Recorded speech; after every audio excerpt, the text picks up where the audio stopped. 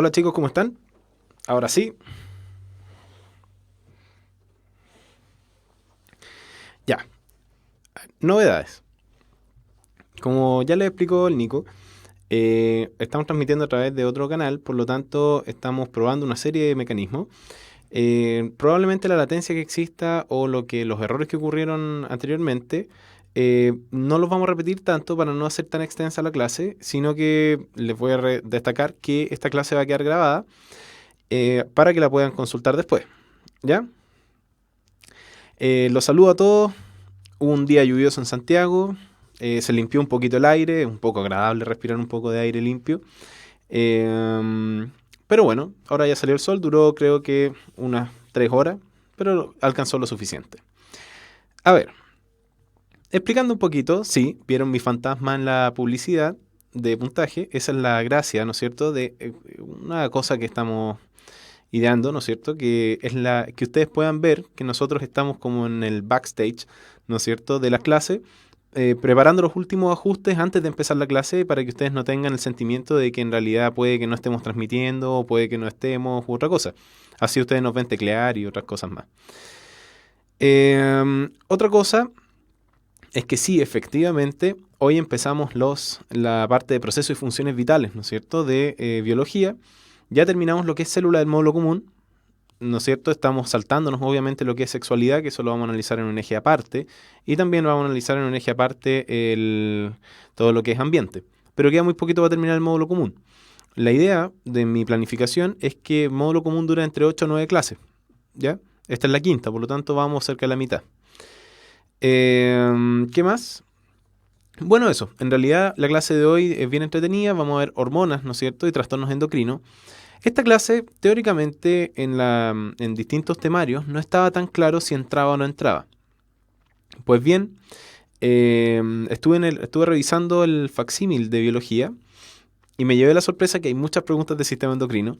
Por lo tanto, lamento informarles que tienen que saber sistema endocrino, es una de las materias que van a tener que aprender.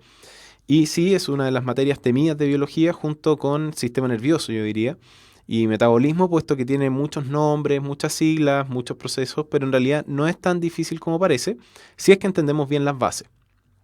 ¿Ya? Así que vamos a comenzar. Los temas que vamos a tocar en la clase principalmente va a ser los conceptos generales de lo que es el sistema endocrino. Vamos a hablar del eje hipotálamo-hipófisis, que es sagrado, ¿no es cierto?, en todo lo que es sistema endocrino, y también en lo que es el eje neuroendocrino y la integración neuroendocrina. Vamos a hablar algunos de los ejes, ¿no es cierto?, los principales ejes de las hormonas peptídicas y de las aminas, ¿no es cierto?, principalmente la adrenalina y noradrenalina. Vamos a hablar de algunas hormonas esteroidales, las principales que ustedes tienen que saber. Vamos a hablar muy rápidamente, una pasadita para que lo sepan nomás, de las fitohormonas, que son las hormonas de los vegetales. Y finalmente vamos a hablar de las enfermedades endocrinas y vamos a hablar acerca del tratamiento que tienen. Esencialmente vamos a ver aquellas enfermedades por déficit, aquellas enfermedades por falta de respuesta y vamos a hablar un poco de hormonoterapia, cómo se sintetizan las hormonas y cuáles son los avances que han sido publicados en la literatura en este último tiempo. Pero de una manera bastante tranquila. ¿Ya? Vamos a empezar. Pongan harta atención porque este tema es muy fácil enredarse.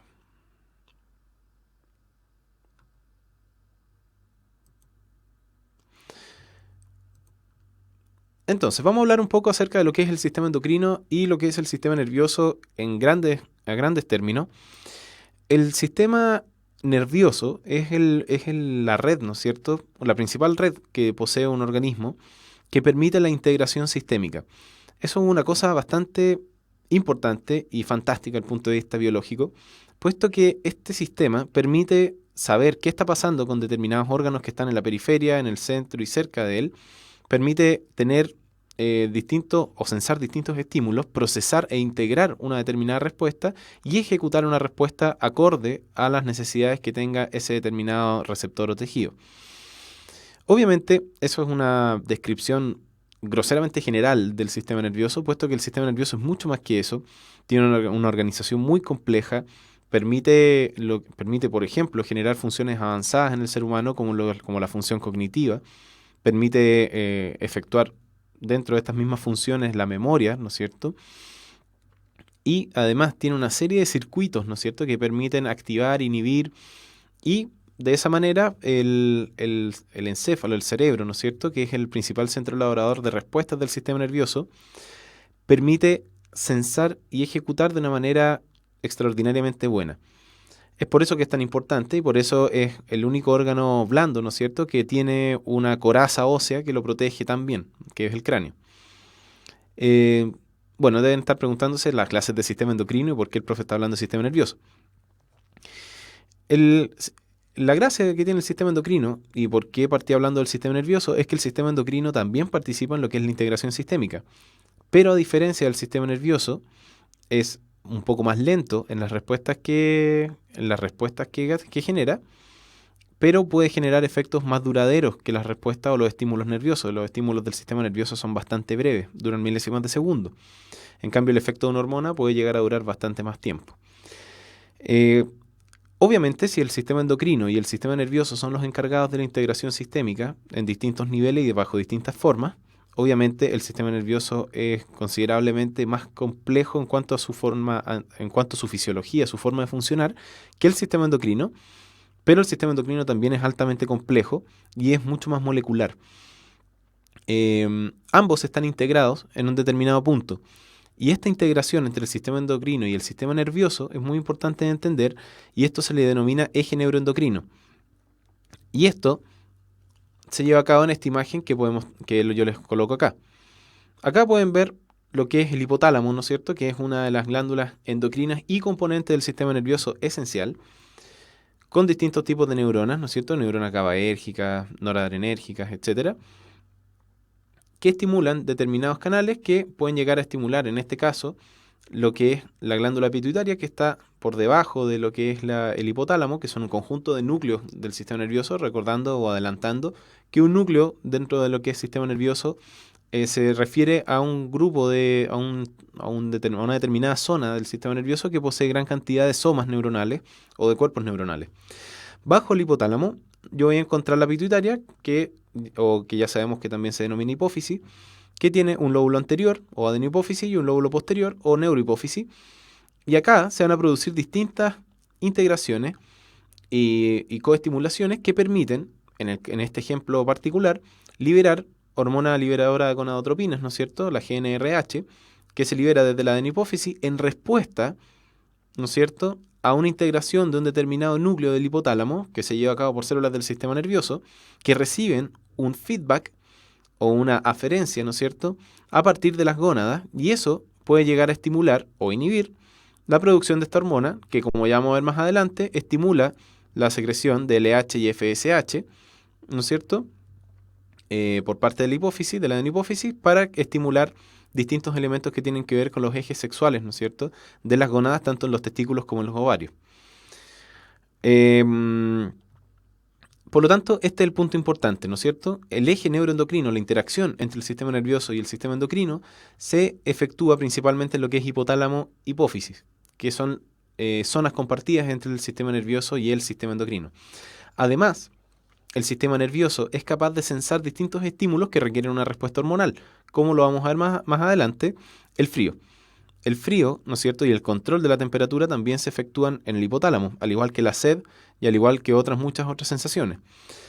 Esto se puede traducir en una cascada hormonal gracias a que el hipotálamo está conectado a la hipófisis y de una u otra manera podemos decir que es la glándula maestra del sistema endocrino, entre comillas.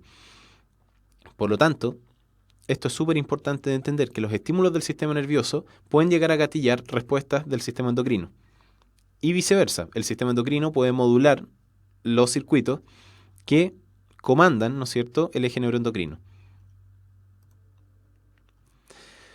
¿Cómo se organiza el sistema endocrino? El sistema endocrino se organiza en glándulas. Una glándula es una organización tisular, ¿no es cierto?, de células que tienen como característica secretar un determinado producto.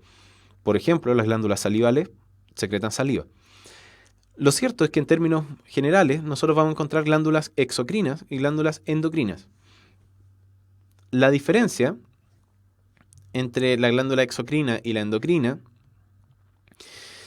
es que la glándula exocrina utiliza un conducto para poder liberar su secreción, y generalmente la secreción exocrina es una secreción en forma de un determinado jugo, dándonos a entender.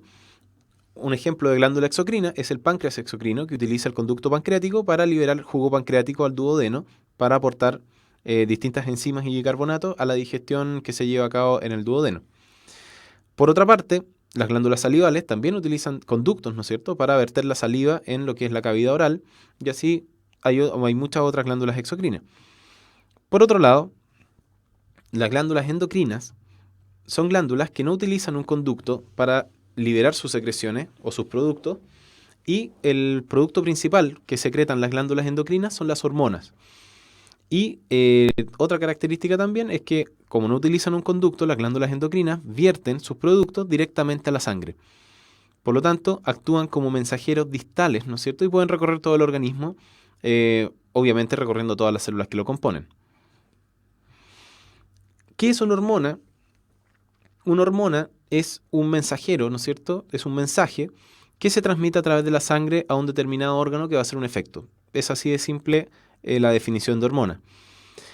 Una hormona, ¿no es cierto?, es muy parecida a un neurotransmisor, porque el neurotransmisor en la sinapsis química del sistema nervioso también es una molécula, ¿no es cierto?, que lleva un determinado mensaje, y esto va a producir un determinado efecto en una célula blanco. La gran diferencia es como lo que les dije al principio. El neurotransmisor produce una respuesta más rápida, pero más corta. En cambio, una hormona produce una respuesta más lenta, pero más prolongada en el tiempo. En términos también bastante estructurales, ¿no es cierto?, tenemos dos familias de hormonas, ¿no es cierto?, que forman el sistema endocrino. Tenemos las hormonas peptídicas, ¿no es cierto?, que son pequeñas cadenas de aminoácidos, como ya lo vimos en la primera clase. Y también dentro de esta familia también se incorporan lo que son las aminas, ¿no es cierto?, que son sustancias que generalmente derivan de lo que es el aminoácido tirosina. Acá metemos a la adrenalina, a la noradrenalina, a la dopamina. Y también en el otro lado tenemos las hormonas esteroidales, ¿no es cierto?, que son hormonas que comparten la estructura en común de derivar del colesterol. Por lo tanto, no solamente son diferentes en su estructura, sino que son diferentes en cómo van a actuar. Y por eso es importante hacer la distinción entre hormonas peptídicas y las aminas y las hormonas esteroidales. Posteriormente, es tanto las hormonas peptídicas como las aminas y las hormonas esteroidales van a dirigirse hacia una célula diana, hacia una célula blanco, para lo cual esa hormona fue fabricada. Las hormonas no hacen efectos en todas las células del cuerpo, sino que una determinada hormona está hecha para actuar en un determinado órgano. Y cuando la hormona llegue a ese determinado órgano, se va a generar o se va a producir una respuesta. Y eso es lo que busca el sistema endocrino. Órganos que se encuentran a distancia pueden llegar a producir una modulación en cuanto al actuar de este determinado órgano. Otra cosa interesante es que hay algunas glándulas que no son puramente endocrinas ni puramente exocrinas, sino que tienen un componente endocrino y tienen un componente exocrino. Y cuando tenemos una glándula, ¿no es cierto?, que tiene carácter endocrino y tiene carácter exocrino, nosotros hablamos de una glándula anficrina. Esto significa que esta glándula puede producir tanto hormonas como jugos que pueden tener enzimas, moduladores químicos, etc. Y el mejor ejemplo de glándula anficrina en el cuerpo humano y en el cuerpo de los mamíferos y de muchos otros tipos de animales, ¿no es cierto?, es el páncreas. Lo cierto es que, como bien preguntan en el chat, hay distintos tipos de secreciones, ¿no es cierto? La endocrina es una de las secreciones del sistema nervioso, pero también existen otras excepciones como las autocrinas y las paracrinas. Las secreciones paracrinas son secreciones que produce una determinada célula y modula el actuar de las células vecinas. No viaja a tanta distancia, sino que es solamente para las vecinas. Mientras que la autocrina, como dice su nombre, regula su propio actuar. También hay como un mini sistema endocrino, ¿no es cierto?, que no se habla en este tópico, sino que se habla en el sistema inmune, que son las citoquinas y las interleuquinas. Estas son moléculas muy avanzadas, ¿no es cierto?, pero bastante simples en cuanto a su estructura, que produce una determinada célula modulando el actuar de otra. Ejemplos de esto están las interleuquinas proinflamatorias, están el factor de necrosis tumoral y una serie de coactivadores, ¿no es cierto? Los interferones, el factor de crecimiento transformante beta y otros que modulan mucho la respuesta inmunológica, tanto para suprimirla como activarla y producir la modulación de sus componentes, pero eso lo vamos a ver en el módulo lectivo, así que no se preocupen por eso. El concepto que yo les quiero dar, los quiero dar a entender, ¿no es cierto? El sistema nervioso es el mensaje. El sistema endocrino, perdón, antes dije nervioso, es endocrino. Hay que entender que el sistema endocrino se fundamenta en la generación de un mensaje. ¿Cómo se genera este mensaje?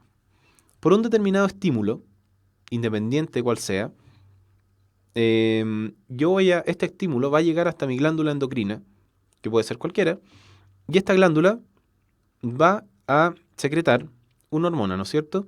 Y esta hormona va a viajar a través del torrente sanguíneo, llegando finalmente hasta el órgano diana, ¿no es cierto?, para el cual fue fabricada, y esto va a generar un efecto. Eso es lo importante. Entonces, repitiendo esto, que es súper importante, parece muy fácil, pero es súper importante que lo entiendan, a través de un determinado estímulo, una glándula endocrina fabrica la hormona, pasa al torrente sanguíneo, viaja por todo el cuerpo, pero esta hormona solamente va a hacer efecto en los órganos diana para la cual fue hecha, generando un efecto. Entonces, este estímulo puede ser tanto desde el sistema nervioso, como puede ser un estímulo diferente, como por ejemplo el sensar una determinada concentración de algo, como lo vamos a ver en la producción de insulina, lo que es el sensado, ¿no es cierto?, de la glicemia.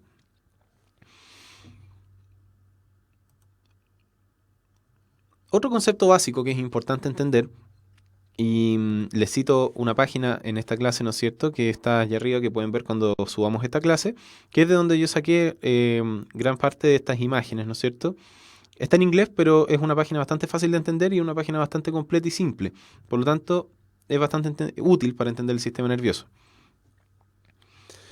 Entonces, el concepto básico, como les decía, hay que reconocer el blanco. ¿Cómo mi célula, vámonos a la escala de un cuerpo humano, desde una célula, o sea, estamos hablando de ámbitos muy chicos. Mi célula produce una molécula, estamos hablando de una pequeña molécula que va a viajar por todo el cuerpo. ¿Cómo esa pequeña molécula va a hacer efecto en un grupo específico de células?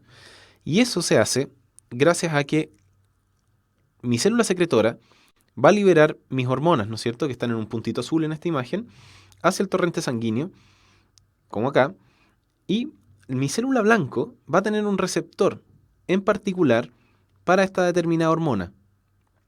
Un receptor que puede ser de membrana o puede ser un receptor nuclear. Mientras que las células que no son el blanco de esta hormona no van a tener el receptor para esta hormona. Por lo tanto, esta hormona no les va a hacer efecto. Van a pasar por el lado como si nada. ¿Ya? Entonces, si yo secreto productos en mi torrente sanguíneo, van a llegar exclusivamente a las células que tengan este receptor. Por lo tanto, una hormona tiene un determinado receptor en las células que van a hacer un efecto. Ese es otro concepto importante que tienen que tener. Como les decía, la glándula endocrina, para poder fabricar hormonas, puede ser tanto dependiente del sistema nervioso autónomo, como dependiente del sistema nervioso central, o dependiente de un factor trófico, como por ejemplo que le llegue otra hormona, por darle un ejemplo, hormona tiroestimulante, y se pone a secretar su hormona. Entonces, dentro del actuar de las hormonas, tienen cosas bien particulares y esto sí es súper importante de entender.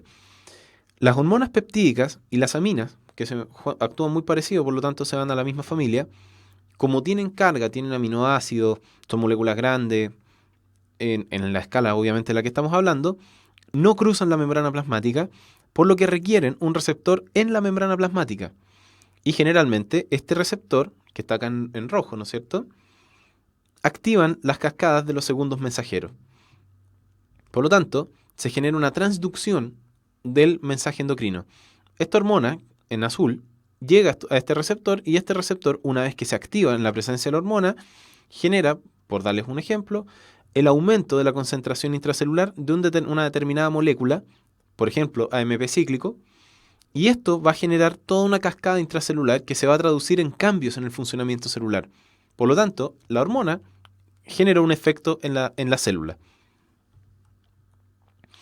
Y las hormonas esteroidales pueden cruzar la membrana.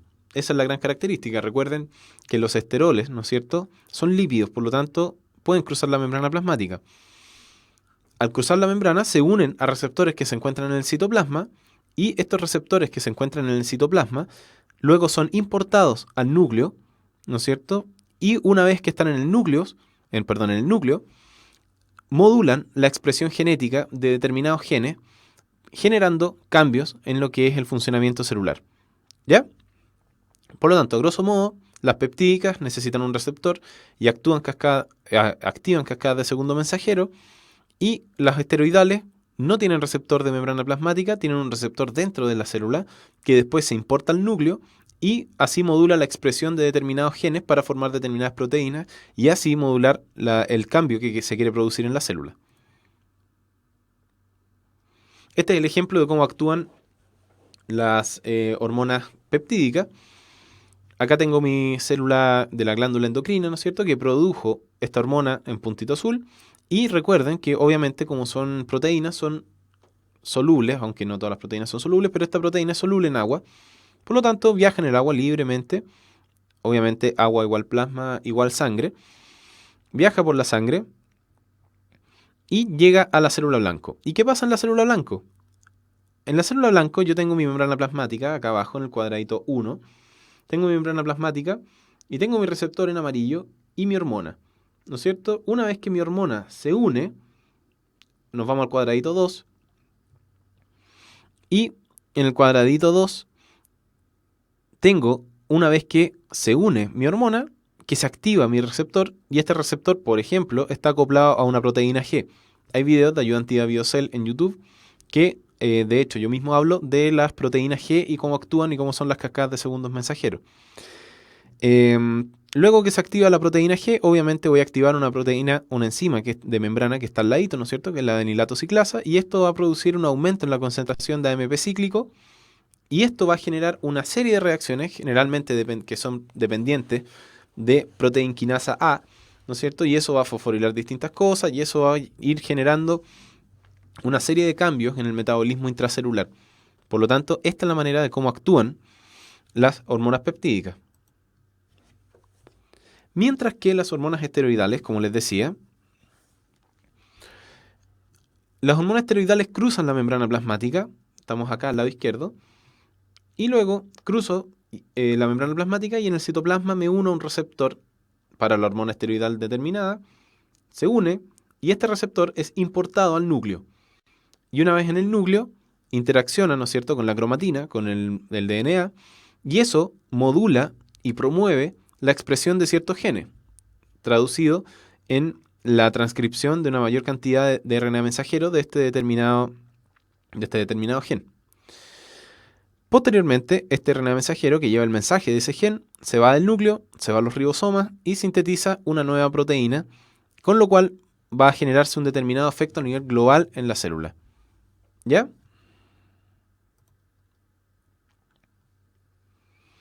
Una buena pregunta es, ¿cómo se controla la cantidad de hormona que se produce? Es bien importante entender que esto tiene una modulación y es dinámico, ¿no es cierto? Por lo tanto, la cantidad de hormona que yo voy a producir, obviamente va a tener un determinado efecto, pero este aumento de concentración de una determinada hormona me va a producir otro efecto, ¿no es cierto?, que me va a modular la expresión, ¿no es cierto? Así que la pregunta, ¿cómo se controla la cantidad de hormona que se produce? Se contesta, como bien dice Pedro Palsa, a través del feedback, ¿no es cierto?, o retroalimentación. Para entender el feedback, ¿no es cierto?, yo antes tenía un monito que usaba en las guías, ¿no es cierto?, y en las clases del año pasado que modifiqué, ¿no es cierto?, porque en realidad no era muy bonito y aparte no se entendía muy bien. ¿Qué es esto del feedback? El feedback se va a entender como la glándula A, ¿no es cierto?, una determinada glándula endocrina que produce una hormona A. En este caso, no tengo nada de mi hormona A en la sangre. Por lo tanto, la ausencia de esta hormona me va a generar un estímulo para que la glándula A comience a producir hormonas. Y esta glándula A se puso a producir hormona y ahora yo tengo un 100% de hormona A en la sangre. Quizás es mucho, quizás me pasé. Por lo tanto, el exceso de la hormona A va a generar una inhibición, ¿no es cierto? Un feedback negativo de la glándula A y le va a decir, oye, frénate un poco, ya estoy lleno, tengo demasiada hormona en la sangre. Y después de un rato, nuevamente la hormona A va a disminuir porque la hormona o se degrada en la periferia, o se elimina por la orina, o se elimina por la bilis.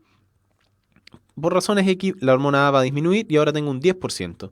Y este 10% le va a decir nuevamente a la glándula A, oye, sabéis que nos pasamos de inhibición, así que vuelve a sintetizarme.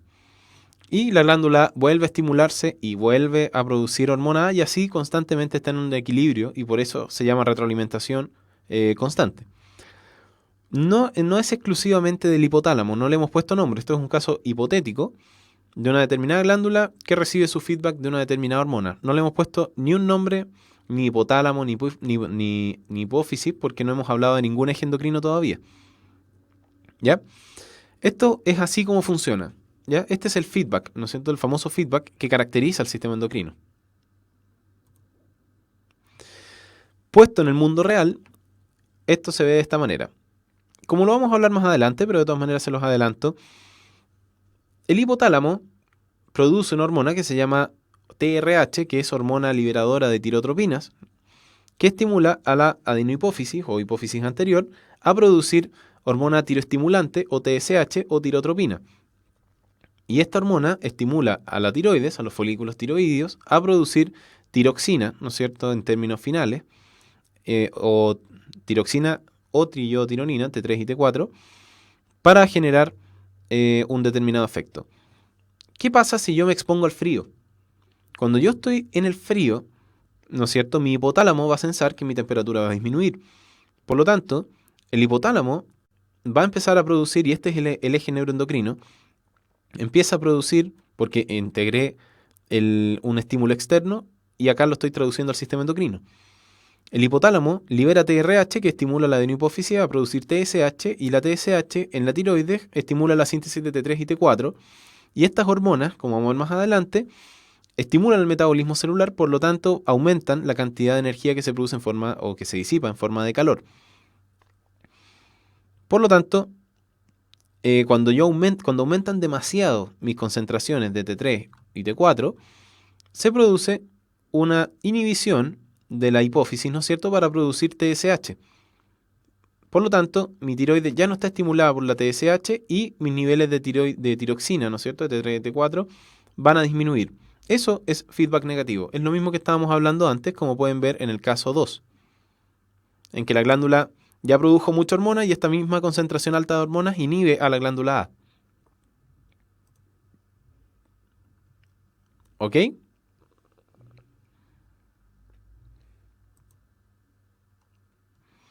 Entonces, eso es la introducción del sistema endocrino.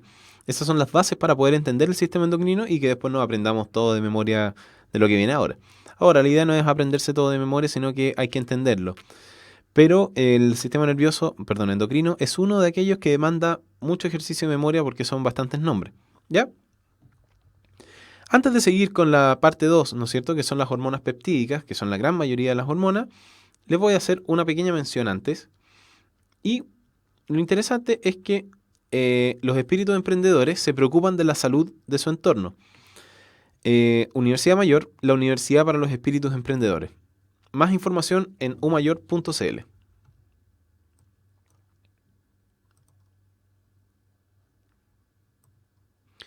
Entonces, con las hormonas peptídicas, ya sabemos lo que son las hormonas peptídicas, ya sabemos cómo actúan y ya sabemos que necesitan un receptor. Por lo tanto, ahora vamos a hablar de aquellos ejes. El hipotálamo ya lo hemos caracterizado bastante. Está formado por una serie de núcleos que se encuentran en la zona diencefálica del sistema nervioso central, ¿no es cierto?, en el encéfalo, que está acá, ¿no es cierto? Está bajo el tálamo, que es esta zona de acá, y obviamente está bajo lo que es el cuerpo calloso, y hacia esta zona está lo que es el rinencéfalo. El hipotálamo está aquí, ¿no es cierto? Y justo abajito del hipotálamo está la hipófisis, que está acá al lado. El hipotálamo contiene una serie de neuronas, ¿no es cierto?, que realizan una serie de funciones componentes del sistema nervioso autónomo, que envía distintas eferencias hacia la modulación de la corteza también y otras zonas del cerebro, pero también tiene otros axones, ¿no es cierto?, que viajan hasta lo que es la hipófisis modulando la expresión de determinados productos o secretando directamente algunos productos, como vamos a ver ahora. La hipófisis, por otro lado, es una glándula que, como dije, está debajo del hipotálamo, está por sobre una estructura ósea del hueso esfenoides, ¿no es cierto?, del cráneo, que se llama silla turca, descansa sobre ella, y la hipófisis tiene dos lóbulos, funcional y anatómicamente diferentes. Un lóbulo que está hacia adelante, entre comillas, que se denomina adenohipófisis, y un lóbulo que se encuentra hacia atrás, o lóbulo posterior, que se llama neurohipófisis. La diferencia funcional de las dos es que la neurohipófisis contiene las terminales de varios axones, ¿no es cierto?, del hipotálamo, por lo tanto, lo que produce o lo que libera la neurohipófisis se genera en realidad en el hipotálamo. Mientras que en la adenohipófisis no existen estas terminales, sino que el hipotálamo tiene que modular la adenohipófisis a través de rutas endocrinas, generando factores de liberación. Entonces, ¿qué hormonas se secretan en estas zonas bien importantes? El hipotálamo genera factores liberadores. Por lo tanto, como pueden ver acá, aparece la R en 4 de estas siglas, ¿no es cierto? Y abajo están los factores inhibidores de la producción que obviamente modulan lo contrario. El hipotálamo produce como hormona TRH, ¿no es cierto?, que es la hormona liberadora de tirotropinas. Produce GnRH, ¿no es cierto?, que es la hormona liberadora de las gonadotropinas. Produce CRH, que es la hormona liberadora de corticotropinas. Y produce SRH, que es la hormona liberadora de somatotropinas. Los factores inhibidores obviamente regulan hacia lo negativo la producción de estos determinados factores. En la neurohipófisis, por otro lado, se secretan dos hormonas solamente, la ADH o hormona antidiurética o vasopresina de arginina y la oxitocina. Son bien importantes, pero no las vamos a caracterizar ahora, puesto que la función de cada una, particularmente la de la oxitocina, la vamos a ver en lactancia, muy someramente en lo que es sexualidad en las clases que vienen.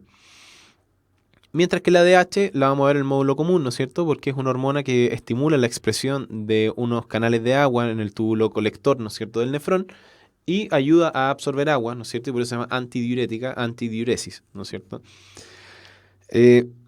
Y por otro lado, tenemos a la adenohipófisis, que va a liberar, ¿no es cierto?, todas las tropinas que estimuló el hipotálamo que liberáramos, ¿no es cierto? Por ejemplo, si el hipotálamo hizo o liberó hormona liberadora de tirotropinas, eso va a llegar a la adenohipófisis y voy a liberar hormona tiroestimulante, ¿no es cierto?, o tirotropina directamente, que es la TSH. Si el hipotálamo generó GnRH, en la adenohipófisis se van a liberar hormona luteinizante o LH y hormona folículo estimulante o FSH.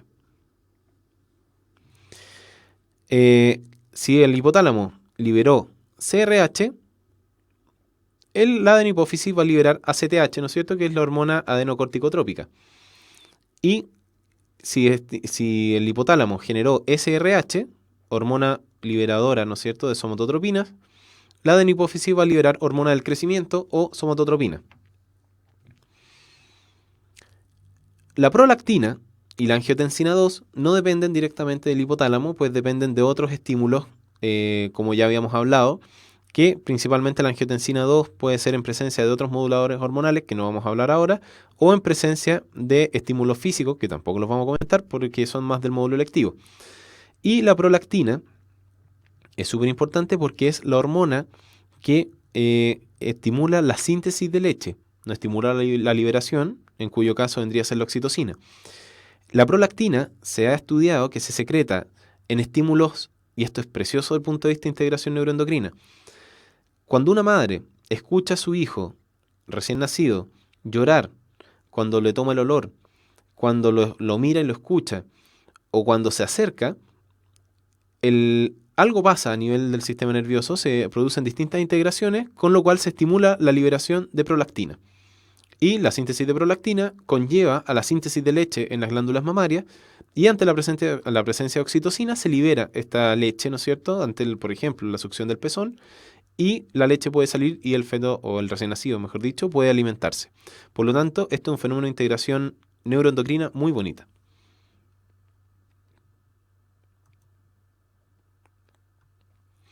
Entonces, vamos a hablar un poco de la tiroides ahora, viendo como de los ejes importantes. La glándula tiroides es una glándula endocrina que está ubicada en el cuello, en la zona cervical, bajo el cartílago tiroides. Es decir, en la zona del cartílago tiroides, es la manzana de Adán en los hombres, que está más desarrollada. Bajo ella, aproximadamente un dedo bajo este cartílago grande que se llama cartílago tiroides, que es este que está acá, está la glándula tiroides, que tiene dos lóbulos y a veces un lóbulo como una ramita que va hacia arriba. Está formada por folículos tiroideos, ¿no es cierto?, que almacenan yodo y que además producen las hormonas tiroideas, ¿no es cierto?, que son la T3 o triyodotironina y T4 o tiroxina / tetrayodotironina. Además, existen unas células alrededor de los folículos tiroideos que se llaman células parafoliculares que secretan una hormona muy importante que es la calcitonina. La calcitonina es una hormona que no tiene nada que ver con las funciones de las hormonas tiroideas, sino que tiene que ver con el metabolismo del calcio.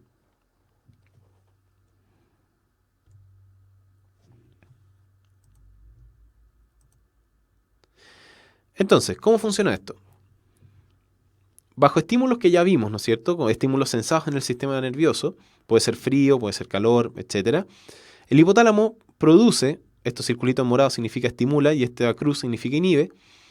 El hipotálamo produce hormona liberadora de tirotropinas, TRH, que viaja hasta la adenohipófisis en donde se empieza a producir TSH, que es la hormona estimulante de la tiroides, o tirotropinas directamente, y esta hormona viaja hasta la tiroides por la sangre, fíjense en las zonas anatómicas que estamos recorriendo, donde se estimula la liberación de T3 y T4, ¿no es cierto? Acá tenemos un ejemplo, esta que está acá arriba es la T3, que tiene 3 átomos de yodo, y acá abajo está la T4, que tiene 4 átomos de yodo. Además, algunas estructuras son un poco diferentes, pero son bastante similares y varían en cuanto a la cantidad de yodo que tienen.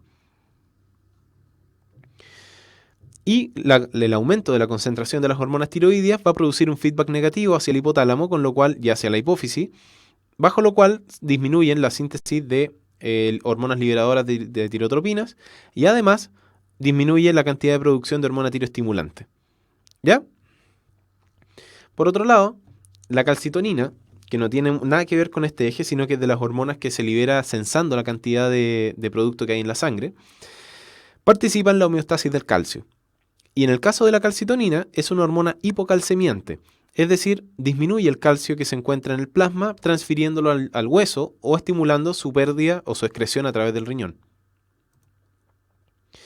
Recuerden que las hormonas tiroideas contienen yodo y gran parte de los trastornos tiroideos se corrigieron cuando la sal que se vende en Chile y en varios países viene yodada. Por eso la sal es yodada, por si no se habían fijado nunca.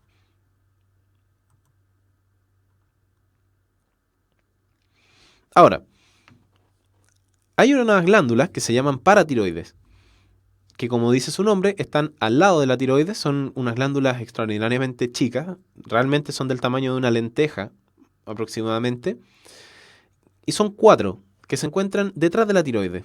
Esta es la tiroides vista de atrás, y acá en amarillo tenemos las glándulas paratiroides. Estas glándulas secretan una hormona en particular. Esta hormona es la paratormona. Como ya les dije, los biólogos somos muy creativos con nuestros nombres. Y esta se llama paratormona porque la secreta la paratiroides. Habitualmente no le decimos paratormona y le decimos PTH por el siglo, porque paratormona es muy largo. Y esta hormona es hipercalcemiante. Al contrario de lo que es la calcitonina, que es hipocalcemiante, esta es hipercalcemiante.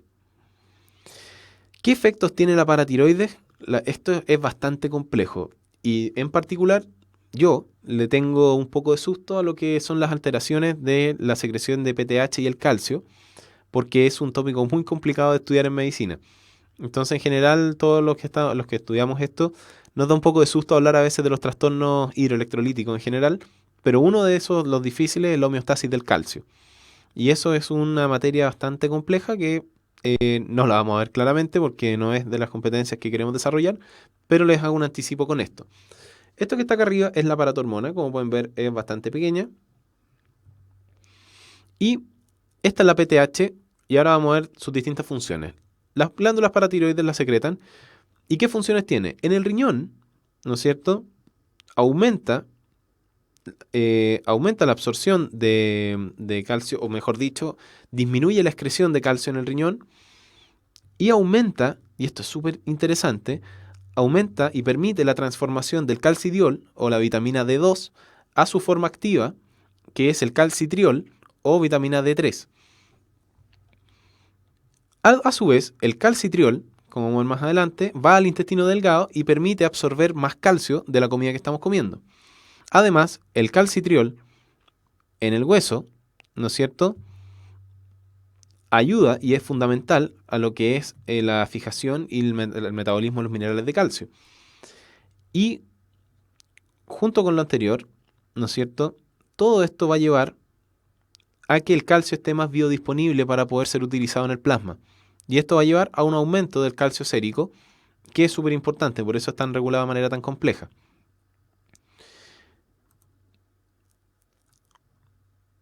Esto es lo que les comentaba. La regulación del calcio es bastante complejo, pero participa en distintos sistemas. Los tres ejes principales que participan en la regulación del calcio a nivel endocrino vendría a ser la vitamina D, la paratormona y la calcitonina. Las paratiroides en general, o la PTH, es una hormona que es hipercalcemiante, y la calcitonina es una hormona hipocalcemiante. La calcitonina generalmente aumenta la excreción de calcio por el riñón y además permite la fijación de calcio al hueso. Es decir, lo saca del plasma y lo fija al hueso. Por otro lado, la paratiroides va a estimular al riñón para que el riñón transforme la vitamina D2, es decir, el calcidiol, a calcitriol, y el calcitriol es la forma activa de la vitamina D que va a permitir una serie de alteraciones, ¿no es cierto? Alteraciones entre comillas, es alteración del equilibrio que tiene el calcio bajo otros contextos y permite que el calcio de los huesos esté biodisponible, es decir, que pueda transferirse del hueso al plasma, que también estimula la paratiroides. Y eso genera un aumento del calcio en el plasma. Y cuando el calcio está muy elevado, la paratiroides deja de producir PTH y todos los efectos que hemos hablado antes también bajan un poco. ¿Ya? La pregunta es por qué un gran número de neoplasias malignas, ¿no es cierto?, de cánceres, generan un fenómeno que se llama hipercalcemia maligna, que es una hipercalcemia que tiene la PTH generalmente normal. Eso lo vamos a contestar después porque es algo bien interesante, tiene que ver con una molécula que se llama péptido relacionado con la PTH y es bastante bonito, pero lo vamos a ver más adelante.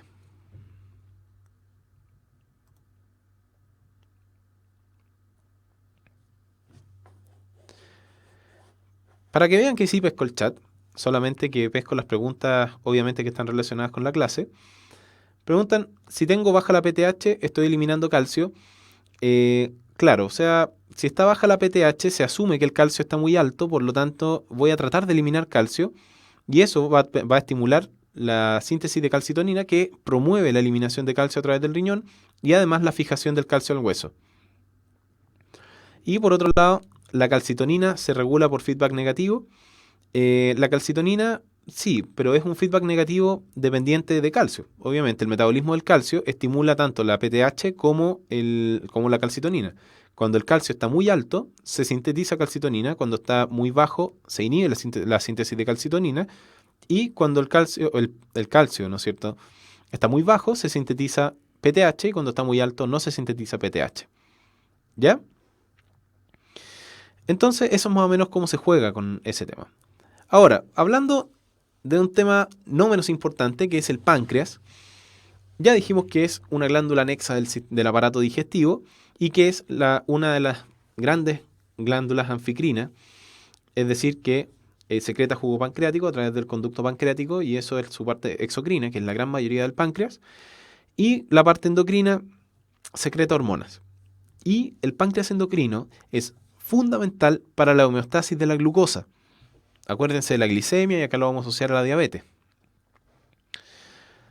Antes de hablar un poco más en detalle, me vuelven a preguntar por el chat, ¿no es cierto? Si la somatostatina se produce en el páncreas y en el hipotálamo. Acá hay que hacer, esto es una buena pregunta, porque entre somatostatina y somatotropina, o trofina, se confunden los dos nombres. Somatostatina se produce en el páncreas, en las células delta, mientras que en la adenohipófisis produce somatotropina, ¿no es cierto?, en estímulo a la hormona liberadora de somatotropinas que produce el hipotálamo, y la somatotropina va a estimular al hígado a producir somatomedina, y eso va a generar un crecimiento celular. Pero lo vamos a ver más adelante, así que no se preocupen. Entonces, la parte interesante, ¿no es cierto?, del páncreas viene a ser lo que son los islotes de Langerhans, ¿no es cierto? Con respecto a esta clase, los islotes de Langerhans son las estructuras que tienen el rol endocrino del páncreas. Y como pueden ver acá, los islotes de Langerhans están distribuidos y formados por distintos tipos de células. Las primeras que se empezaron a descubrir fueron las alfa y las beta. Las deltas se descubrieron posteriormente y hoy en día se han descubierto otras, ¿no es cierto? Como las células epsilon y las pp. Y otras más que no vienen al caso mencionar. Las que a mí me importan son las células alfa, las beta y las delta. ¿Ya? Dentro de los islotes de Langerhans, las células alfa producen una hormona que se llama glucagón. El glucagón es una hormona hiperglicemiante, es decir, es una hormona que promueve el aumento de la glucosa en la sangre. Y se sintetiza cuando obviamente la glucosa es baja. Es decir, cuando tengo hipoglicemia, secreto glucagón que va a romper mi glucógeno para liberar glucosa a la sangre. Mientras que las células beta, que están al ladito, cuando yo tengo demasiada glucosa en la sangre, voy a sintetizar una hormona que se llama insulina. Y la insulina va a permitir que mis células capten mucha más glucosa en la periferia y así mi glicemia disminuya. Es decir, la insulina es una hormona hipoglicemiante y que se estimula en la hiperglicemia. Es lo contrario al glucagón. ¿Cómo se modula de una u otra manera el actuar de las células alfa y beta? A través de la somatostatina, ¿no es cierto?, que secretan las células delta, que están también en los islotes de Langerhans. Mientras que las células epsilon y pp sintetizan hormonas que tienen que ver con la sensación de apetito y de saciedad, respectivamente lo que es la grelina por las células epsilon y las células pp, ¿no es cierto?, que secretan polipéptido pancreático Y. Pero no tiene mayor complicación, no lo vamos a profundizar mucho porque no entra al sistema aparato digestivo. Esto es un corte histológico, ¿no es cierto?, teñido con hematoxilina de eosina en un aumento de 10 por aproximadamente, en donde podemos ver gran parte del páncreas exocrino, que es esto morado, ¿no es cierto?, que está fuera de los círculos amarillos. Y dentro de los círculos amarillos nosotros encontramos estas células que son diferentes al resto, ¿no es cierto?, que es mucho más fácil, si aumentásemos el tamaño de los núcleos, encontrar una cromatina más laxa porque están en constante producción. Y estos son los islotes de Langerhans. Este es el corte histológico que más me gusta, encuentro que es muy bonito. Los islotes de Langerhans realmente son muy bonitos. Y recuerden que los rangos en los cuales uno se mueve básicamente es una glicemia generalmente óptima, es entre 70 y 100, hasta 120 uno lo aguanta, y sobre 120 uno ya habla de hiperglicemia. Lo cierto es que en realidad en los pacientes hospitalizados no se preocupa por esto porque en realidad los pacientes pueden manejar glicemias mucho más altas. Pero sí uno tiene un rango donde uno se mueve. ¿Ya? Aclarando algunas preguntas, antes de pasar a esto. A ver, Por el chat me preguntan si las enzimas se vierten en los conductos o en la sangre. Obviamente, como dije antes, la producción de enzimas es una secreción exocrina, por lo tanto requiere un conducto y se utiliza a través de un conducto a donde tiene que llegar. Por otro lado, me preguntan si es que cuál es la diabetes relacionada con las células beta. Eh, Particularmente toda la diabetes tiene que ver con la insulina, o con resistencia a la misma, pero la que se tiene que ver con una autoinmunidad hacia las células beta es la diabetes tipo 1. También me preguntan dónde se sintetiza el glucagón. Se secreta en las células alfa del páncreas. El páncreas no tiene una corteza, ¿no es cierto?, diferenciada. Y además me preguntan ahora recientemente, entonces el hipotálamo libera hormonas a la hipófisis y la hipófisis libera hacia otros tejidos para que estos hagan más hormonas. Exactamente. Eso es el sistema endocrino y por eso son pathways o rutas que siguen los determinados ejes endocrinos. Entonces, ¿cómo actúa la insulina y cómo actúa el glucagón?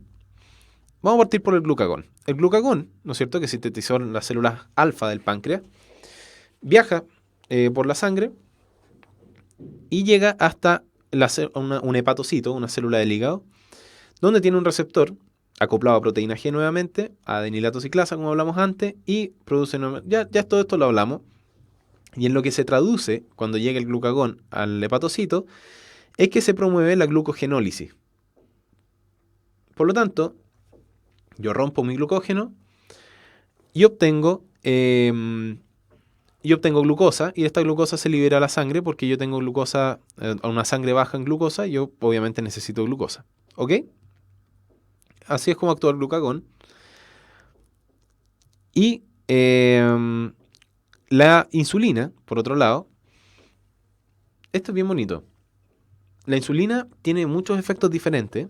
El que nos interesa bajo este análisis, todas las células en general del cuerpo tienen un receptor de insulina.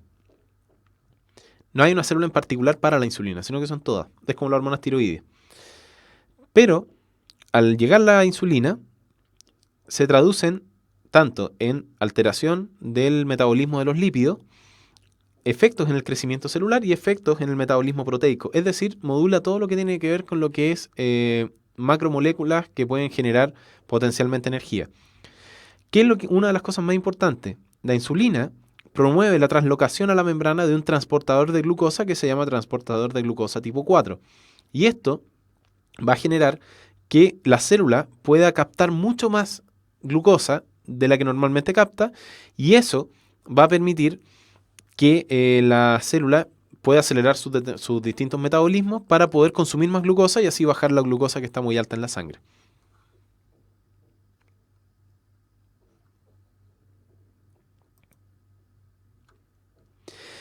Yo le puse esto, no sé si le llama la atención, a mí me gusta mucho esto, pero me llama mucho la atención cómo sabe una célula beta cuándo genera insulina, cómo sensa una célula beta cuándo tiene que liberar insulina y cuando está alta la glicemia, en otras palabras. Esta es una célula beta, ¿no es cierto? Un esquema de una célula beta con su núcleo y su citoplasma y distintos receptores que son muy interesantes. Partamos por el GLUT2, que es un transportador de glucosa que tienen algunas células nomás, pero que en general está bastante presente. Y la glucosa se incorpora, ¿no es cierto? Obviamente, si hay más glucosa en el medio, se incorpora más glucosa, porque es un transporte facilitado. Y esta glucosa se incorpora a la respiración celular y se produce más ATP. Y acá hay un canal, miren qué bonito esto.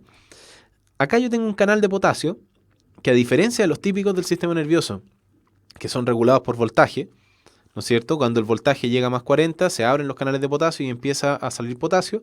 Acá yo tengo un canal que es ATP sensible o sensitivo al ATP. ¿Qué quiere decir eso? Quiere decir que este canal, cuando haya mucho ATP, se abre. ¿Y qué pasa si se abre el canal de potasio? Empiezo a repolarizar, o mejor dicho, hiperpolarizar la célula. ¿Qué pasa con esta hiperpolarización? Voy a hacer que se abran con canales de calcio dependientes de voltaje, y esto es lo mismo que la sinapsis química, que la despolarización genera la apertura de canales de calcio, ¿no es cierto? Y esto genera la exocitosis de gránulos secretores que tienen insulina. Y así se libera insulina. ¿Ya? Por lo tanto, en términos simples, llega más glucosa, estimula un canal de potasio, ¿no es cierto?, que es dependiente de ATP, produzco la entrada de calcio por la activación de un canal voltaje dependiente de calcio, y esto genera o estimula la liberación de insulina que está en gránulos secretores. ¿Ya? Ok, para ir terminando, la parte de las hormonas peptídicas, que es la más larga, así que ya lo que viene es mucho más simple y relajado. Las suprarrenales son unas glándulas, ¿no es cierto?, que se encuentran, como dice su nombre, sobre los riñones.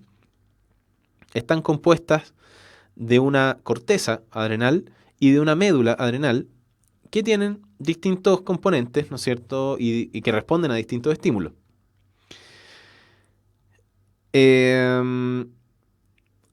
La médula es más que nada un ganglio simpático, ¿no es cierto? Se comporta muy parecido a lo que es un ganglio simpático. Versus la corteza, que es más que nada un órgano endocrino que responde a la hormona ACTH. Y también a otros estímulos que no vamos a mencionar. Entonces, yo les voy a hablar ahora de la médula, porque estamos hablando de aminas esta vez. No estamos hablando de hormonas peptídicas, sino que seguimos las aminas.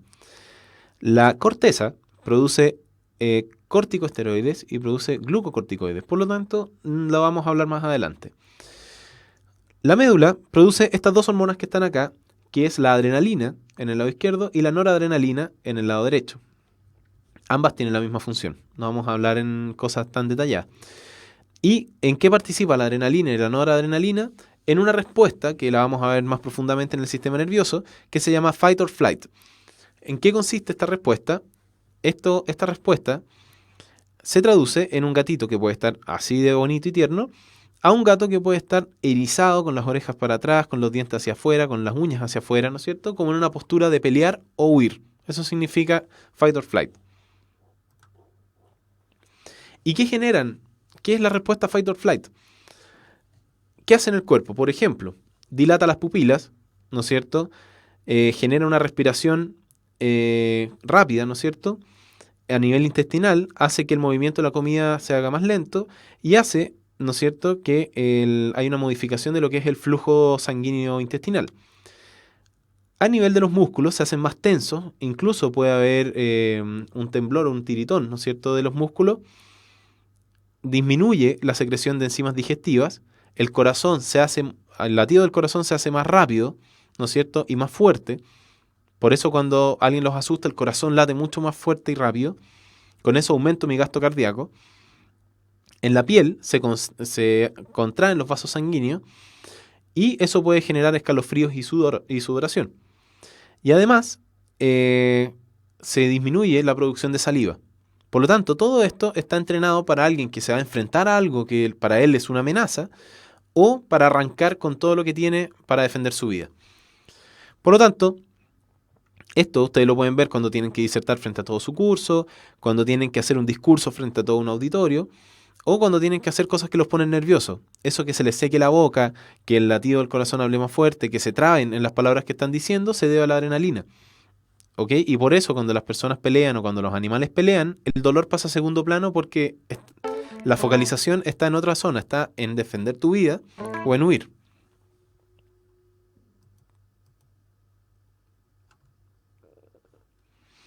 Ok. Entonces, antes de pasar a las hormonas esteroidales, yo creo que vamos a ir, ¿no es cierto?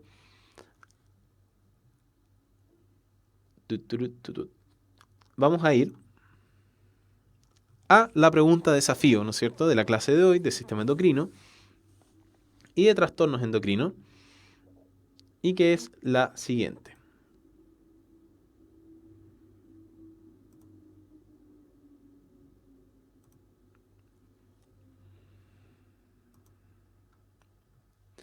Es extraída del facsímil del proceso de admisión 2015, y ahí tienen la pregunta, ¿no es cierto?, que son dos gráficos, y la pregunta en sí, ¿no es cierto?, que es con respecto al encabezado y a los gráficos que están a su mano izquierda. ¿Ya? Por lo tanto, les doy para esto 10 minutos, ¿no es cierto?, para que resuelvan este ejercicio y nos vemos a las 6, ¿no es cierto? Son 10 para las 6. Nos vemos a las 6 para seguir con el resto de la clase, que es bastante cortito lo que queda. ¿Ya? Nos vemos.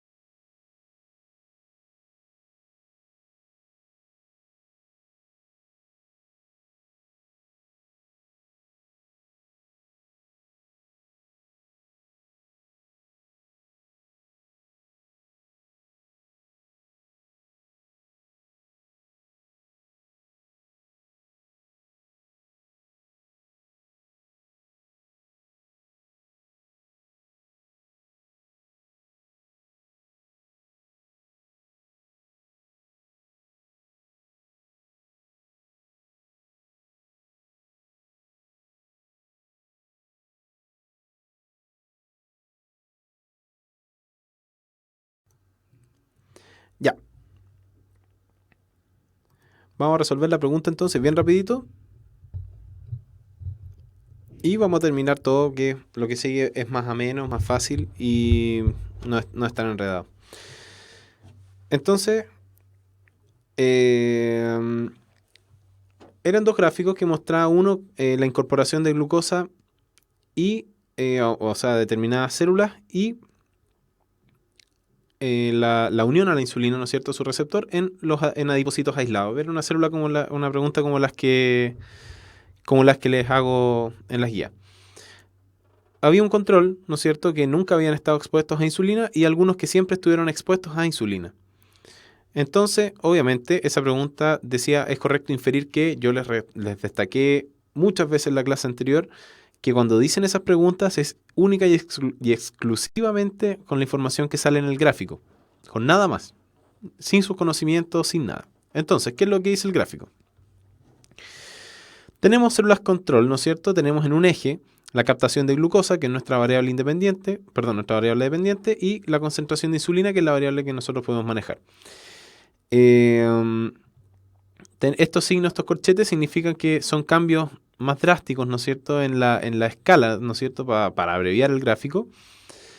¿Y qué vemos? Vemos al tiro que las curvas son distintas, ¿no es cierto? Tenemos la curva punteada, que son adipocitos preincubados con insulina, y una línea continua, que son los adipocitos control, que nunca estuvieron en contacto con insulina. Entonces vemos que todos partimos de esta concentración, ¿no es cierto?, esta captación, que era un poquito menor al inicio de los preincubados que al control, pero el control, ¿no es cierto?, captó mucho más la glucosa, ¿no es cierto?, a medida que aumentaba la insulina versus los que habían estado expuestos a la insulina. Pese a que igual captaban menos que los controles. Es decir, eran menos sensibles a la insulina, las células control que nunca habían estado expuestas a la insulina, versus las células preincubadas con insulina que habían estado en contacto con insulina. En el otro gráfico vemos en este eje, ¿no es cierto?, la unión de insulina radiactiva marcada, ¿no es cierto? Y tenemos dos barras. El control, que tenía una alta afinidad por la insulina, en contraste a los que estaban preincubados, que tenían menos afinidad a la insulina. Por lo tanto, con esa información nos dicen, la captación de glucosa depende del número de receptores de insulina. Aparentemente, mientras más insulina, ¿no es cierto?, yo doy, mi célula capta más. Por lo tanto, si tengo un solo receptor, yo sé que aunque yo le agregue más insulina, no va a captar más, ¿ya? Por lo tanto, se puede inferir que mientras más insulina doy yo, activo más receptores y la captación de glucosa se hace mayor, hasta un determinado punto, obviamente. Por lo tanto, la 1 podría considerarse correcta. Por sobre un valor de concentración determinado, el efecto de insulina no aumenta. Por sobre un valor determinado de concentración determinado, un valor de concentración determinado, el efecto de la insulina no aumenta. Exactamente. Tenemos este punto, ¿no es cierto?, que desde entre 5 y 25, ¿no es cierto?, en adelante ya no cambia la captación de glucosa independiente de la cantidad de insulina que yo dé. ¿Ya? Entonces, podemos darnos cuenta que la 2 también es verdad. Y la 3, la captación de glucosa depende exclusivamente de la insulina. La verdad es que eso no lo podemos saber con la información que proporciona el gráfico. Obviamente, si agregamos conocimiento, pueden haber otras variables, pero nosotros con lo que nos dice el gráfico no lo podemos saber. A simple vista, aparte, estas palabras, ¿no es cierto?, exclusivamente, siempre, nunca, generalmente no son las correctas. Entonces,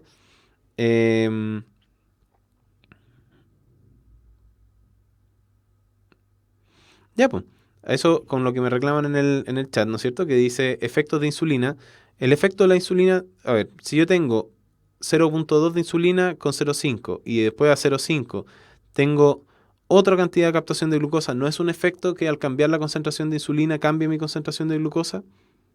Independiente que yo sepa, yo les dije que la insulina es hipoglicemiante. No les dije que la insulina aumenta la captación de glucosa en las células, eso se los dije cuando les expliqué después. Yo me estoy atribuyendo solo la información que tiene el gráfico. ¿Ya?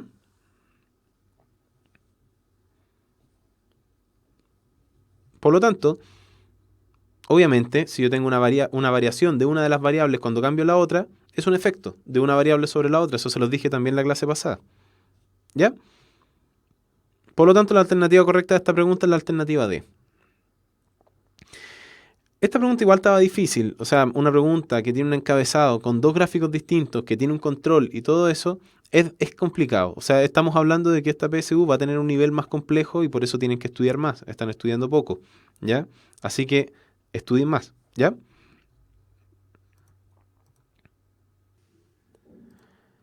Los espíritus emprendedores quieren mejorar el medio ambiente, como lo hemos hablado en muchas clases.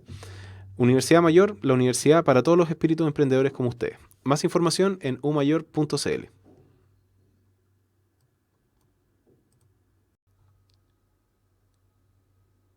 Y bueno,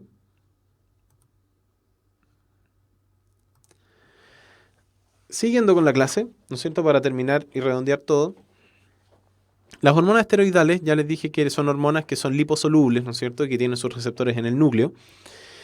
Eh, Acá la que produce las hormonas esteroidales son la corteza suprarrenal y las gónadas. Vamos a pasarlo bien rápido porque esto es materia general más que nada del módulo lectivo. Para producir hormonas en la corteza adrenal, ¿no es cierto? Además de que la corteza adrenal a nivel histológico está compuesto de distintas capas, a su vez, el hipotálamo produce hormona liberadora de corticotropinas, con lo que la adenohipófisis libera ACTH. Cuando se libera ACTH en la corteza adrenal, se produce aldosterona, que es un mineralocorticoide que promueve la reabsorción de sodio y la excreción de potasio en el túbulo distal del nefrón, y cortisol, ¿no es cierto?, que es un corticoide, ¿no es cierto?, un glucocorticoide que modula la producción de glucosa a través de la gluconeogénesis, que es la transformación de lípidos y de aminoácidos hacia la glucosa. ¿Ya? Obviamente, cuando aumentan estas dos hormonas, se produce un feedback negativo, al igual que en las otras hormonas que hemos visto. En el caso de las gónadas, ¿no es cierto?, que son los testículos y los ovarios, pasa lo mismo. O sea, nosotros tenemos los testículos por un lado, en que tenemos el hipotálamo que produce hormona liberadora de gonadotropinas, que va a hacer que la adenohipófisis libere hormona folículo estimulante y hormona luteinizante. Estas dos van a irse al testículo, ¿no es cierto?, donde yo tengo distintas células, lo vamos a ver mucho más en detalle en la próxima clase, pero el testículo está formado por células de Leydig y por células de Sertoli y también por células epiteliales. Por lo tanto, estas hormonas van a hacer efecto en ambas. Las células de Leydig son las que producen testosterona, ¿ya? Recordando que la testosterona en sí no está activa y tiene que ser hidroxilada, se me trabó un poco la palabra, para ser activa y transformarse en dihidrotestosterona, perdón.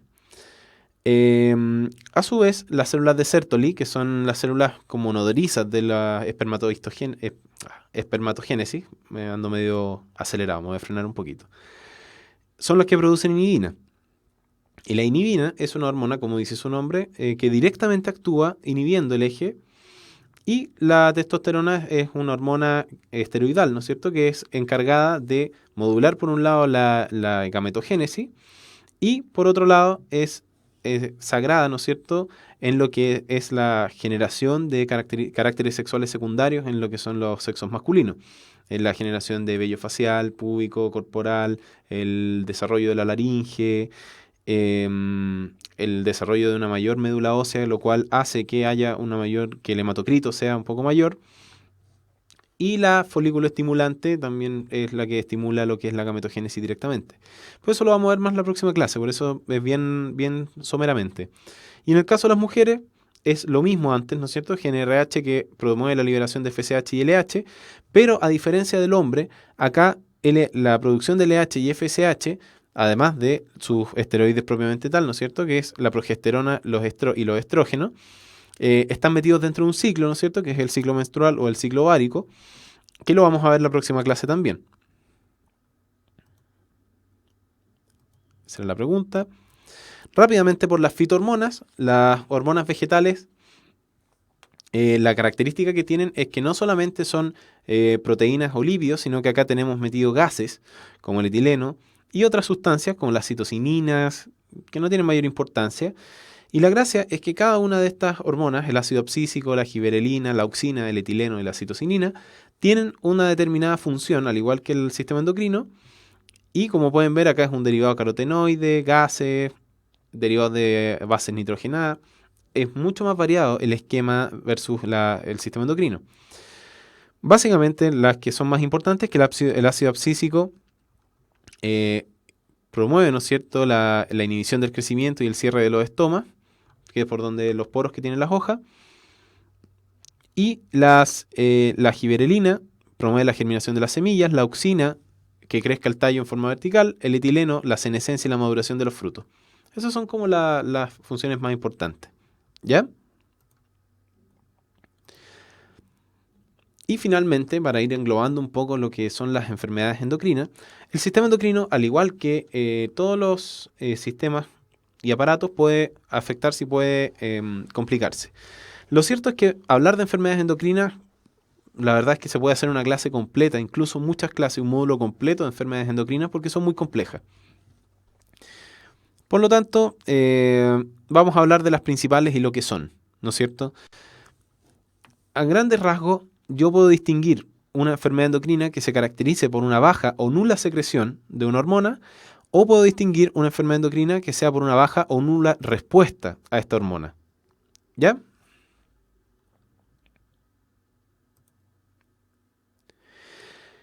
La tiroides, por un lado, las patologías más comunes que podemos ver en la tiroides son el hipotiroidismo y el hipertiroidismo.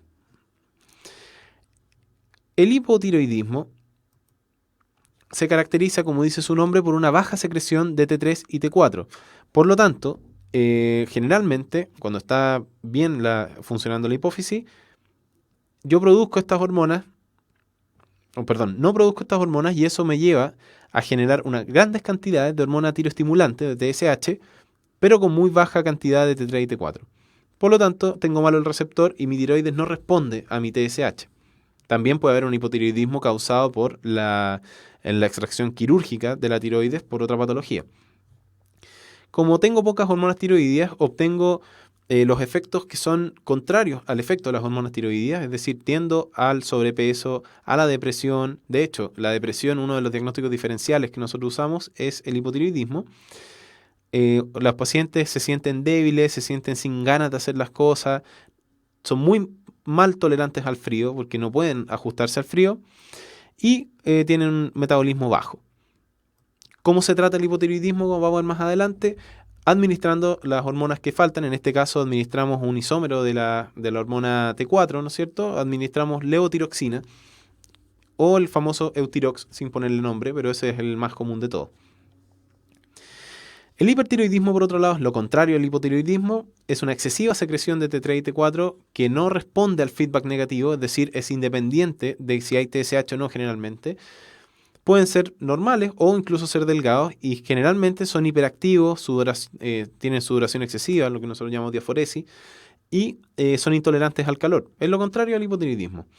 En este caso lo que uno hace, también obviamente la tiroides generalmente tiene un aumento difuso de tamaño que nosotros llamamos bóseo difuso, o pueden haber nódulos que produzcan mucha hormona que se llama bóseo multinodular, y lo que nosotros hacemos en este caso es retirar la tiroides, hacer una cirugía para sacar la tiroides, o tratar de controlarlo con medicamentos antes de la cirugía, con un medicamento que inhibe la síntesis de hormonas tiroideas, que es el propiltiroacilo. El exoftalmo es una característica del hipertiroidismo.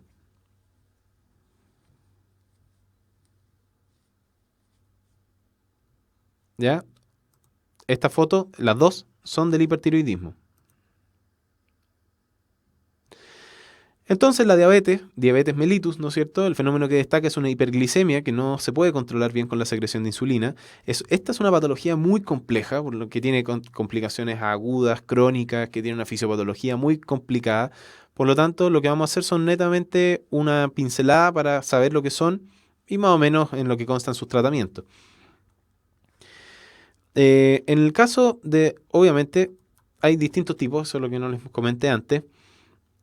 La diabetes 1 y la diabetes 2, actualmente le denominamos diabetes autoinmune o diabetes mellitus 1 todavía, tiene su mecanismo de patología, su etiología es distinta a la diabetes 2. La diabetes 1, hay una reacción autoinmune contra las células beta del páncreas, por lo tanto, eh, el sistema inmune ataca las células del páncreas, las células beta, y yo no tengo secreción de insulina, por lo tanto no tengo insulina. Por ende, el tratamiento de la diabetes 1 es insulina. Por lo tanto, estos pacientes son insulinos requirientes de por vida y desde muy jóvenes. Mientras que la diabetes 2 se trata de baja o nula respuesta a la insulina por parte de las células que hay en el organismo. También puede estar asociado a una disminución de la secreción de insulina. Y generalmente la diabetes mellitus se da en las personas más mayores, más viejas, ¿no es cierto? Y muchas veces está asociado a hábitos de vida, a sobrepeso, obesidad, etc. ¿Ya? Por lo tanto, la diabetes 1 siempre es insulino requiriente y la diabetes mellitus 2 tenemos una variante tanto que no depende de insulina, que nosotros utilizamos unos medicamentos que sensibilizan a las células para la insulina, que se llama metformina, o puede requerir insulina porque ya ni siquiera responde a la metformina y según las últimas guías necesitamos avanzar hacia la administración de insulina. También hay una variante de diabetes que es la diabetes gestacional causada por el embarazo y que es una condición reversible. Pero hay que tratarla en el embarazo, puesto que la hiperglicemia en el embarazo produce fetos que generalmente son macrosómicos, son grandes, y además puede complicar un poco el desarrollo fetal. Además, hay otros tipos de diabetes, como la diabetes MODY, diabetes LADA, que no las vamos a profundizar. Por otro lado, el enanismo y el gigantismo son grandes patologías que agrupan muchos tipos distintos. Cuando hablamos de enanismo, generalmente nos referimos a una variedad de trastornos que generan un individuo que tiene una talla baja, que generalmente es menor a 2 desviaciones estándar del promedio de población. Y acá es importante, pueden ser causas endocrinas, por ausencia de hormona del crecimiento, genéticas, por ejemplo la acondroplasia, que es un trastorno más de la placa de crecimiento. En el caso que haya ausencia de la hormona del crecimiento, esto se soluciona igual que en la diabetes, administrando la hormona del crecimiento. Y en el caso del gigantismo es lo contrario al enanismo, y generalmente son trastornos de secreción de GH que no responde al feedback negativo. Pueden ser alteraciones en la hipófisis, generalmente son alteraciones de tumores de la hipófisis, que están asociados a distintas enfermedades genéticas que no vamos a profundizar. En las suprarrenales, más que nada comentarles las enfermedades nomás, pueden haber enfermedades generalmente de la corteza. En la médula pueden haber tumores, uno de los tumores más conocidos, ¿no es cierto? Son tumores, el feocromocitoma. Y en la corteza adrenal se pueden producir exceso de hormonas o falta de las hormonas que se produce. La corteza adrenal puede sufrir, por ejemplo, un síndrome de Cushing o una enfermedad de Cushing, que se debe a un exceso de glucocorticoide circulante. Pueden ser por distintas causas que no las vamos a comentar. Puede haber insuficiencia, ¿no es cierto?, de la producción de corticoides, en el caso de lo que sería la enfermedad de Addison.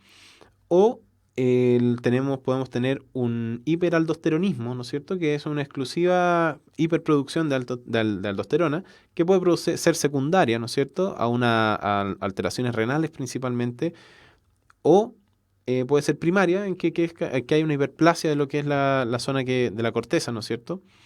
Y obviamente se trata con medicamentos, se ha visto algunos trabajos que utilizan ketoconazol, o utilizando cirugía. Bien rapidito, porque ya estamos hasta la penúltima, ¿no es cierto? El hiperparatiroidismo, como les había mencionado antes, puede ser primario o secundario. Secundario generalmente se debe a una enfermedad renal subyacente, ¿no es cierto? Que pierde calcio, pierde calcio, pierde calcio, ¿no es cierto? Y obviamente, obviamente necesita aumentar el calcio, por lo tanto, se empieza a producir mucha paratormona. Y este es el que yo les decía, el péptido relacionado a la PTH, que es un péptido muy similar a la PTH, pero que no hace el mismo efecto de la PTH y puede estimular la resorción ósea, ¿no es cierto?, estimula la hipercalcemia y estimula la reabsorción de calcio a nivel del riñón, lo mismo, muy parecido a lo que es la PTH, pero que lo secretan generalmente las células tumorales. Por lo tanto, hay muchos cánceres que cursan con hipercalcemias malignas dependientes de esta proteína, de este péptido, que es el péptido relacionado a la PTH. Y acá tienen un esquema de cómo funciona la PTH también, que es bien interesante, como cuando hay calcio aumentado en el medio extracelular, no se libera PTH, y cuando hay poco calcio, sí se liberan los gránulos de PTH. Finalmente, si es que nosotros queremos tratar patologías que tengan alteración en el sistema endocrino, nosotros nos basamos en la hormonoterapia, que ya les dije que es un tratamiento que se usa para sustituir o modificar un eje endocrino usando análogos o la misma hormona para ello. ¿Y en qué se aplica la hormonoterapia? Por ejemplo, en el hipotiroidismo damos levotiroxina, que es la hormona que falta. En la enfermedad de Addison, ¿no es cierto?, que faltan corticoides, damos un corticoide. En el Cushing, ¿no es cierto?, que sobran corticoides, vemos ahí como si suprimimos la terapia con corticoides o si hacemos cirugía. Los anticonceptivos, ¿no es cierto?, que están hechos de estrógeno y progestágeno, o progestágeno solo o estrógeno solo, eh, modifican el ciclo menstrual y con eso obtienen su efecto anticonceptivo. En el caso de la ausencia de hormona del crecimiento, como viene a ser el enanismo dependiente de GH, nosotros administramos la hormona del crecimiento para solucionar el problema. Y en el caso de la diabetes mellitus insulino requiriente, nosotros administramos insulina para que las cosas sigan funcionando como deberían ser. Acá me preguntan por el chat, profe, ¿cómo relaciono la PTH y la calcitonina con los osteoclastos y los osteoblastos?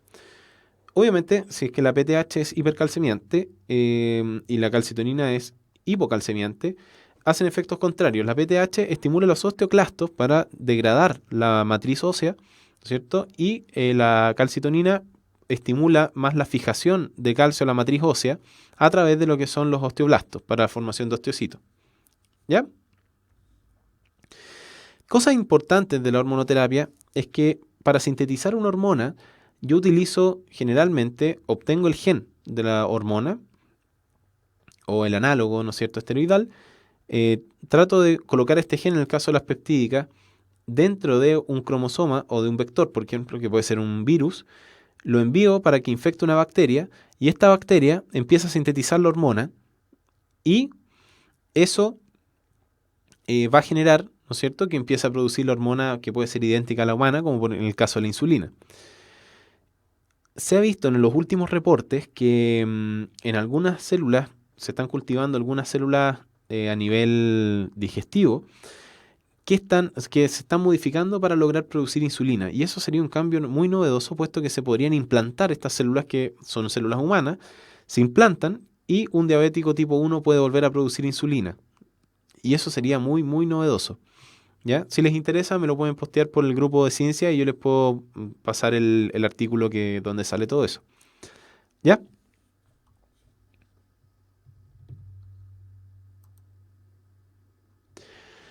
Con respecto a las últimas preguntas del chat, me preguntan si la ausencia de GH está relacionada con la acción de la somatostatina. No se ha visto mucho, puesto que nuevamente destaco que la somatostatina es la hormona que secretan las células delta de los islotes de Langerhans para modular la acción del glucagón y la insulina, de las células alfa y beta respectivamente. Y me preguntan si los anticonceptivos con alta cantidad de estrógenos producen cáncer de mama. Se ha visto una asociación fuerte entre el uso de anticonceptivos orales y el desarrollo de cáncer de mama, pero lo cierto también es que los cánceres de mama expresan un receptor de estrógeno especial y eso hace que el tumor, ¿no es cierto?, que el cáncer sea más, que crezca más y se desarrolle más. Es decir, son sensibles a estrógeno y por eso uno utiliza inhibidores del receptor de estrógeno en ese determinado caso. ¿Ya? Entonces, bueno, eso sería la clase de las hormonas y trastornos endocrinos. Es una clase pesada, puesto que tiene muchos nombres. Por eso este es un tema y por eso yo les pasé a principio de año un documento donde están todas las clases y toda la planificación de lo que entra a cada clase para que la estudien antes. Estas son clases que tienen que estudiar antes, porque si no, tenemos muy poco tiempo para analizar mucha materia. ¿Ya? Así que espero que que hayan entendido la materia, espero que les haya gustado, espero que hayan comprendido las bases. Lo más importante es entender las bases de esta materia más que las cosas complicadas. El PowerPoint obviamente se va a subir como siempre. Y eso, ya, nos vemos en la próxima clase que es de sexualidad y de los ejes sexuales principalmente, que esa materia sí entra harto en la PSU. Y eso, recuerden que en el grupo de ciencia de puntaje de Facebook, perdón, hay en la zona superior derecha hay una pestaña que dice archivos.